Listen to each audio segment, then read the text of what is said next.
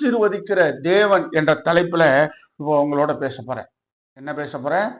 ஆசீர்வதிக்கிற தேவன். ஆசீர்வதிக்கவே ஆசீர்வதிப்பேன் என்று சொன்ன வாக்குத்தத்த பிரகாரம் இந்த ஆசீர்வாத தேவனை பத்தி சொல்ல போறேன் இல்லையா? இப்ப நான் ஆசீர்வாதமா இருக்கிறேன். ஏன்னா எனக்கு இப்ப எல்லாம் நல்லதே நடக்குது. இப்ப எது எடுத்தாலும் நல்லதே நடக்குது. யாராச்சும் எனக்கு கெடுதலை பண்ணாலும் அது நல்லதா தான் மாறுது இல்லையா? அப்ப நல்ல செய்தி வருது, ஒரு நல்ல பேர் இருக்கு, நல்ல புகழ் இருக்கு, நல்ல பாராட்டு இருக்குது. எங்கன போனாலும் பெரிய மனுஷன், ஒரு தேவ மனுஷன், ஐயா எனக்கு ஜெபம் பண்ணுங்கன்னு சொல்றாங்க. அங்க ஜெபம் பண்ணும்போது பேய்கள் ஆடுது, பிசாசுகள் ஓடுது, வியாதிகள் சுகமாகுது.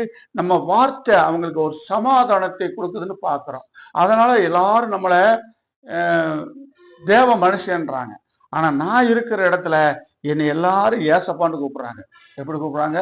நான் இருக்கிற ஊர்ல எனக்கு தெரிஞ்ச எல்லாருமே ஏசப்பா வீடு, இந்த ஏசப்பா வாராரு, இந்த ஏசப்பா போறாருன்னு தான் சொல்றாங்க. ஆனா நான் ஏசப்பா இல்லை, உங்களுக்கு தெரிஞ்சதான். ஆனா நம்ம இயேசுவை பத்தி பேசும்போது அவருக்கு என்ன படுது? ஏசப்பா என்று நம்மளை ஒரு பேரே வச்சுட்டாங்க. அல்லேலூயா, அவர் புகழுக்காக. ஆனா இப்ப நான் போதகர்ன்றது தான் உங்களுக்கு தெரியும், ஒரு நேரத்துல கம்பளத்துல ஆக்கிற ஜாம ஓடாங்கன்றது தெரியும். ஆனா அந்த ஊழியத்துக்கு வரமுனால நான் ஒரு கம்யூனிஸ்ட்காரன்றது உங்களுக்கு அநேருக்கு தெரியாது இல்லையா?